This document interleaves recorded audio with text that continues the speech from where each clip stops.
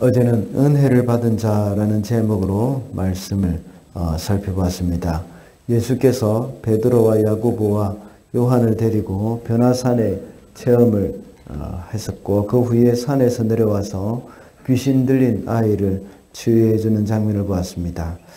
이렇게 주의 말씀에 순종해야 하는 사람들, 이 사람들이 바로 은혜를 받은 자입니다. 그리고 은혜를 받은 자는 돌봐야 할 영혼이 있고 또 십자가의 길을 가야 한다고 말씀을 드렸습니다. 오늘 본문에서는 서로 높임을 받기 위해서 누가 크냐는 다툼을 하는 제자들의 이야기가 나옵니다. 그리고 사마리아 사람들이 예수님이 그 자기 마을로 통과하지 못하도록 막았던 장면, 그리고 예수님을 따르는 자들이 어떻게 해야 하는지를 말씀해 주고 있는 그런 장면이 나옵니다.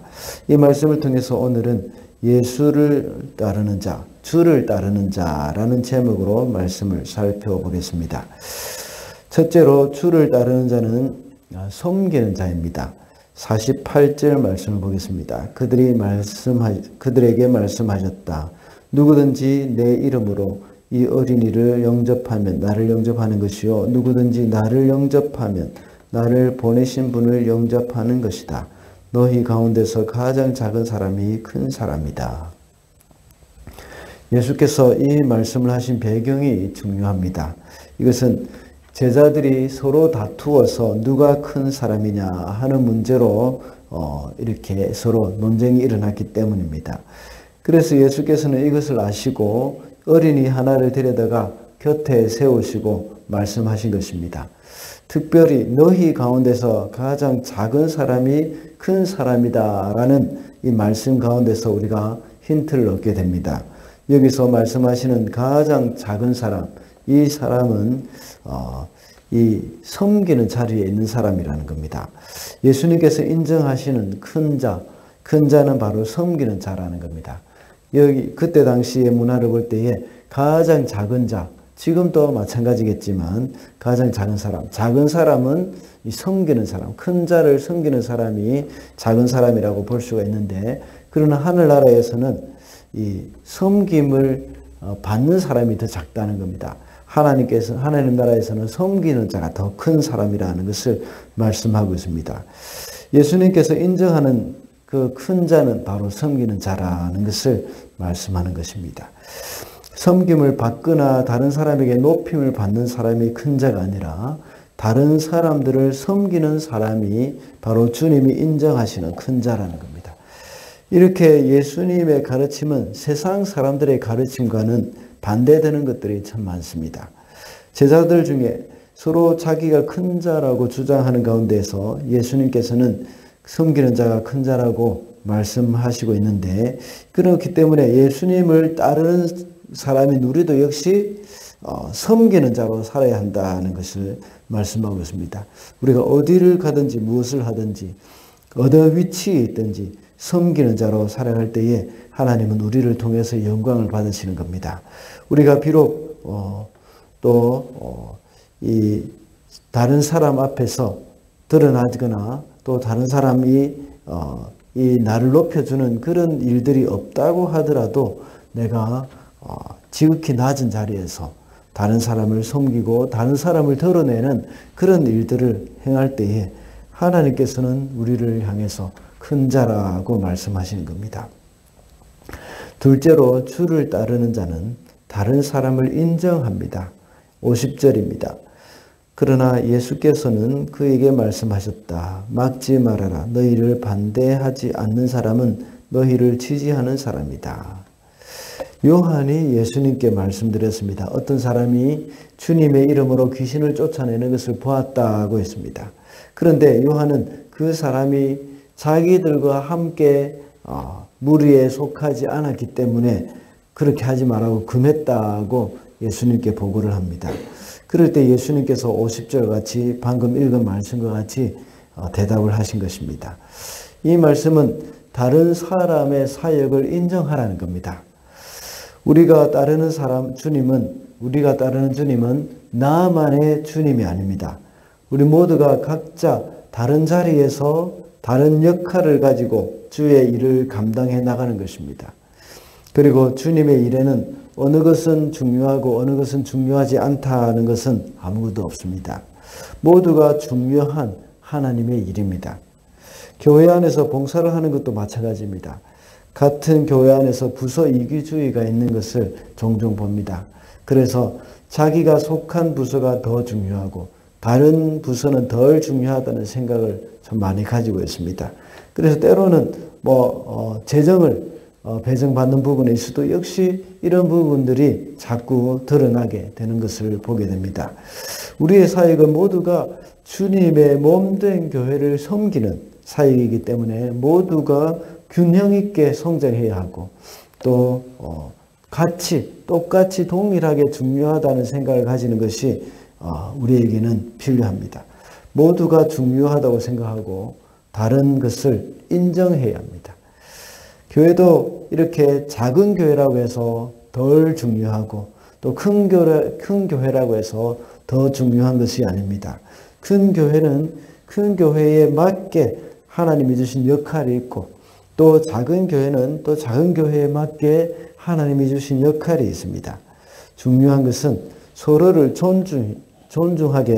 소중히 여기고 존중해 주는 것이 더 중요하다는 것입니다. 마지막으로 주를 따르는 자는 주님께 우선순위를 둡니다. 59절과 60절입니다. 또 예수께서 다른 사람에게 나를 따라오너라 하고 말씀하셨다. 그러나 그 사람이 말하였다. 주님, 내가 먼저 가서 아버지의 장례를 치르도록 허락하여 주십시오. 그러나 예수께서는 그에게 말씀하셨다. 죽은 사람들을 장사하는 일은 죽은 사람들에게 맡겨두고 너는 가서 하나님 나라를 전파하여라. 예수께서 한 사람에게 나를 따르라고 말씀하셨습니다. 그때 그 사람은 아버지의 장례를 먼저 치르고 가겠다고 말합니다. 그러자 예수님께서 말씀하시기를 죽은 사람들을 장사하는 일은 죽은 사람들에게 맡겨두고 너는 가서 하나님 나라를 전파하라고 말씀하셨습니다.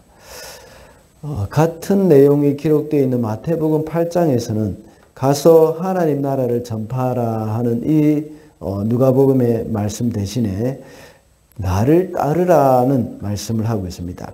하나님 나라를 전파하는 것이 곧 주를 따르는 일이기 때문입니다. 죽은 사람들에게 맡겨두라는 말에는 죽은 자를 가리키는 말, 그 죽은 자를 가리키는 그 말, 이것은 바로 그리스도를 아직 주인으로 모시지 않은 자를 가리키는 것입니다. 이들은 육신적으로는 살아있지만 영적인 의미에서는 이미 죽은 자들이나 마찬가지라는 겁니다.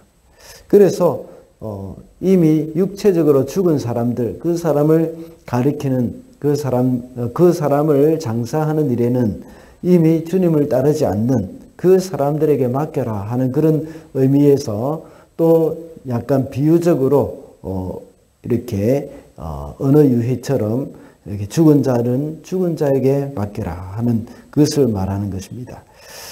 그런데 여기서 말씀하시는 예수님을 볼 때에 아버지의 장례가 중요하지 않다고 느껴질 수도 있습니다. 그러나 십계명에서도 하나님은 사람과의 계명 가운데서 가장 먼저 나오는 계명이 내 부모를 공경하라는 말씀을 하고 있습니다. 이 하나님께서 이렇게 사람과의 관계에서 내 부모를 공경하라는 것은 바로 사람과의 관계에서 부모 공경이 가장 중요하기 때문이라는 것입니다. 하나님과 신들 중에서는 하나님이 가장 큰 분이시고 사람들 중에서는 부모가 가장 큰 분이라는 겁니다. 예수님께서도 역시 고르반이라는 말을 하시면서 부모 공경하지 않는 자들에게 굉장히 책망을 하신 그런 장면도 있습니다. 이런 것을 볼 때에 아버지의 장례를 치르는 것은 굉장히 중요한 일입니다. 예수님께서 아버지의 장례를 치르는 것이 중요한 일이 아니라고 말씀하신 것이 아니라 이것이 굉장히 중요한 일인데 세상의 인간의 하는 일 중에서 이것보다 더 중요하고 우선순위를 차지하는 것은 없다는 것입니다. 없는데 이렇게 주님을 따르고 하나님 나라를 전파하는 일에 있어서 부모의 장래조차도 그것이 우선될 수 없다는 것을 말씀하고 있는 겁니다. 부모의 장래조차도 하나님을 따르는 것이나 복음을 전하는, 하나님 나라를 전하는 것보다 더 우선할 수 없을 만큼 그만큼 하나님 나라를 전파하는 것, 그리고 주님을 따르는 것, 그것은 다른 것에 우선순위를 양보할 수 없는 일이라는 것을 말씀하고 있는 겁니다. 그런데 하물며 우리는 얼마나 많은 일에 핑계로 하여서 주님을 따르는 일을 뒤로 미루고 있는가를 돌아볼 필요가 있습니다. 집안의 문제가 복잡할 때, 집안의 정리가 좀 되면 따르겠다. 직장을 구하면 따르겠다. 집을 사고 나면 따르겠다. 이런 말들을 하면서 우선순위에서 자꾸만 미루는 경향이 있습니다. 그러나 주를 따르는 자는 주님께 우선순위를 두어야 하고 하나님 나라의 복음을 전파하는 일에 우선순위를 두어야 한다는 것입니다. 그래서 오늘 우리 주님 앞에 나와서 기도하는 것은 가장 우선순위에 두고 있기 때문에 이런 아침에 눈을 떠자마자 이렇게 새벽 기도를 하는 것이죠. 우리 주님도 새벽에 기도하는 것을 가장 우선순위에 두셨습니다. 이것이 바로 우리 주님이 보여주신 삶의 본이 되는 것입니다.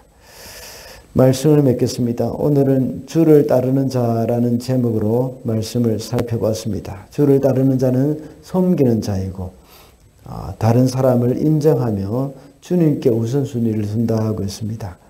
오늘도 살아가면서 주를 따르는 자로 하나님을 기쁘시게 해드리는 저와 여러분이 되시기를 바랍니다.